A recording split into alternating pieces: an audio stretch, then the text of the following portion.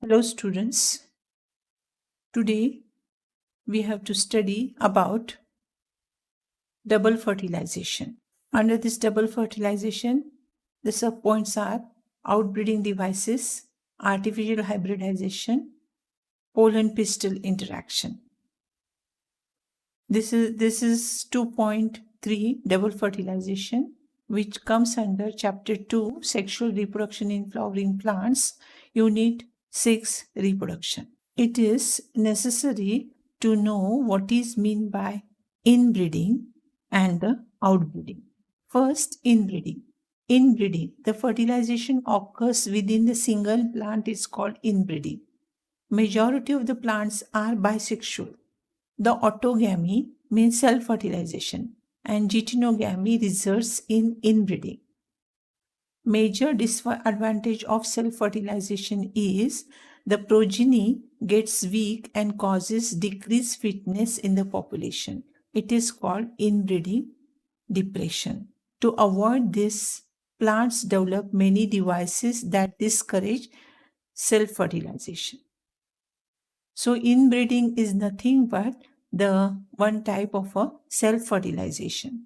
And due to the continuous self-fertilization, the plant get weak and causes decreased fitness in population, and it is called as a inbreeding depression. Therefore, to avoid this, plant develop many devices which discourage self-fertilization and favors the cross-fertilization. Outbreeding. Outbreeding. The fertilization occurs between two different plants of the same species is called outbreeding. Xenogamy. Cross-pollination results in outbreeding. The plants achieved outbreeding by many mechanisms. So in the outbreeding, the fertilization occurs between two different plants of the same species. And particularly when the xenogamy occurs, xenogamy means cross-pollination. The xenogamy occurs which results in outbreeding. So mainly the difference between inbreeding and outbreeding, in inbreeding fertilization occur within single plant. In outbreeding fertilization occur between two different plant of the same species. And autogamy and geitonogamy, which results in inbreeding, whereas xenogamy means cross-pollination result in outbreeding. So the plant will develop many devices to avoid self-fertilization and favors the cross-fertilization. The main outbreeding devices are first, unisexuality. The unisexual flowers are produced in the same plant or different plant. In monoecious plants with unisexual flowers like maize, cucurbita, castor, it avoids autogamy. In dioecious plants like papaya, mulberry, it results in xenogamy. So production of unisexual flowers in plant will avoid the self-pollination. Next is self-sterility or incompatibility. In this, pollen of the flower has no fertilizing effect on the stigma of the same flower. Particularly, you will find this in the passiflora. So here it is a genetic mechanism in which pollen grains fails to germinate on the stigma of the same flower. The third one is dichogamy. So in this, male and female sex organ matures at different times. Particularly China rose and lady's finger, custard apple, you will find dichogamy. The male and female sex organ matures at different times. Male and female means particularly stamens and pistils. The maturation time is different, and that will avoid the self-pollination. The next is hercogamy. So the anther and stigma are placed at different position so that pollen unable to reach stigma of the same flower. So due to this position of this anther and stigma at different position, they are unable to reach the stigma of the same flower, and that is called as a hercogamy. So all these are the devices which is developed in the plant to avoid self-pollination and promote cross-pollination. Mainly we have studied unisexuality, then dichogamy, self-incompatibility, and Harcogamy. Next point is artificial hybridization. Pollinating the pollen grains of one flower to other flower of the different plants of the same species is called artificial hybridization. So here artificial hybridization is one of the major approach of the crop improvement program. In crop improvement program, particularly artificial hybridization methods are used. In this method, desired pollen grains are used for pollination.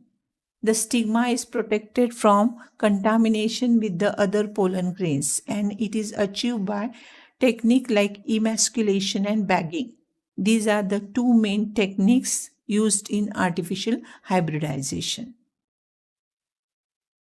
First, emasculation. It is the removal of anther stamens from the flower bud before it matures. So, removal of anther stamens from the flower bud before it matures is nothing but the emasculation. So, in this diagram, you will find that the anther stamens have been removed. And in this, after that, bagging. It is the covering the emasculated flowers with the butter paper to prevent contamination with the other pollens. So, the bagging technique in which you will find the covering of emasculated flower with the butter paper. And due to that, what will happen? The stigma is protected from the unwanted pollen grains. So these are the two methods used in artificial hybridization. Here you will find the emasculated flower is covered by the butter paper, and this will avoid the unwanted pollens. The stigma is protected. Next point is pollen-pistil interaction. It is the ability of the pistil to recognize the pollen of the same species. It undergoes post-pollination events that lead to fertilization. So, pistil have the ability to recognize the pollen of the same species. And if wrong pollen grain of other species is landed on the stigma, pistil rejects by preventing pollen germination. So if wrong pollen grain is landed on the stigma, then what will happen? The pistil rejects it, and the acceptance and rejection is mediated by the chemical components of pollen grain interacting with pistil.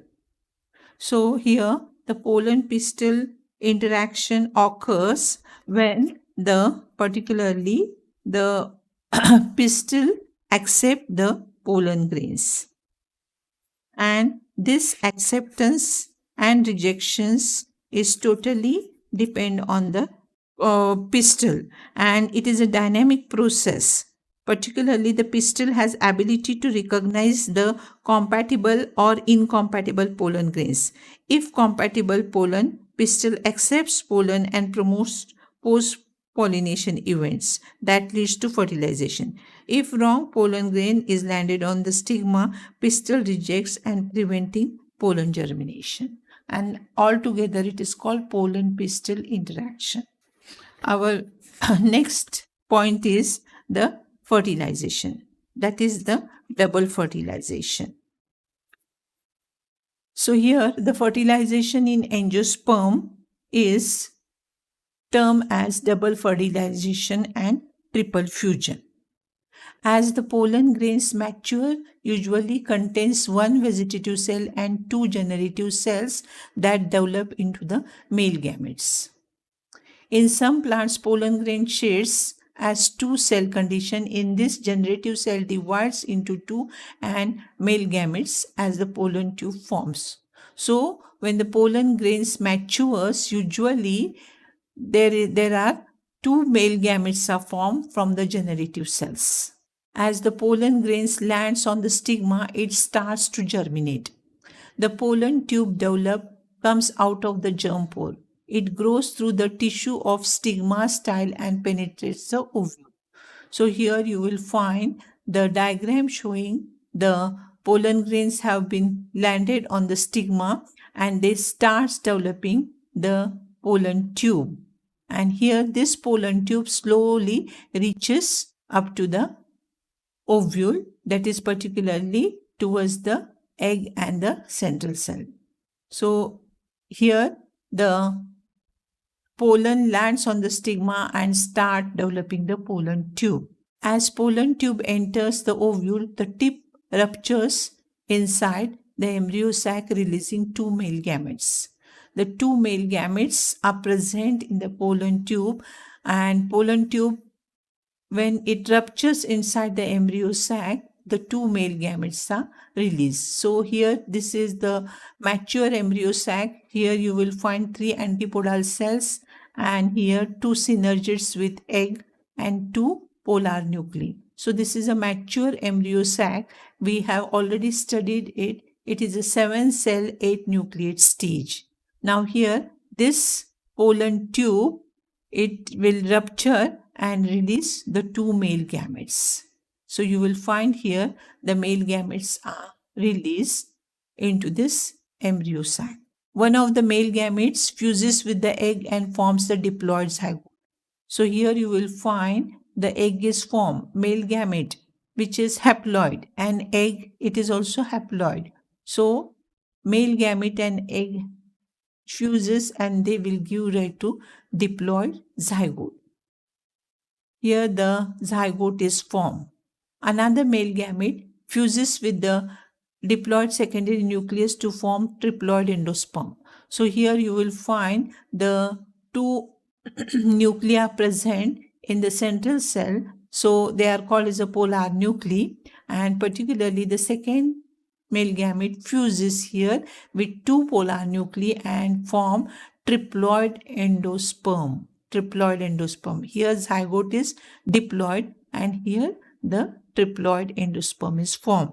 So here in the embryo sac, you will find the syngamy occurs. Syngamy means male gamete and the egg cell, which will form the zygote. And triple fusion means another male gamete with 2 polar nuclei. So syngamy and triple fusion will form the double fertilization.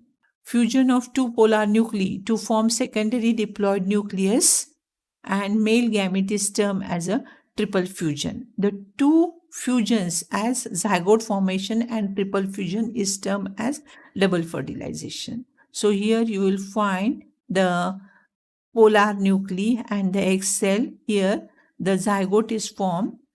First male gamete and egg cell, they are fused and they will form zygote, which is diploid 2n.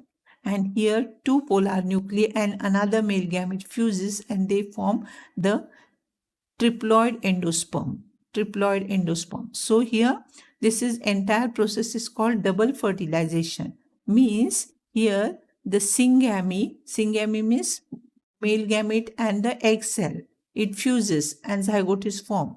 And here another male gamete fuses with the 2 polar nuclei. So here totally fertilization by 2 male gametes, it is called as a double fertilization. Syngamy and triple fusion together is called as a double fertilization. So in today's presentation, we have studied the outbreeding devices, artificial hybridization, pollen pistil interaction, and double fertilization. Thank you.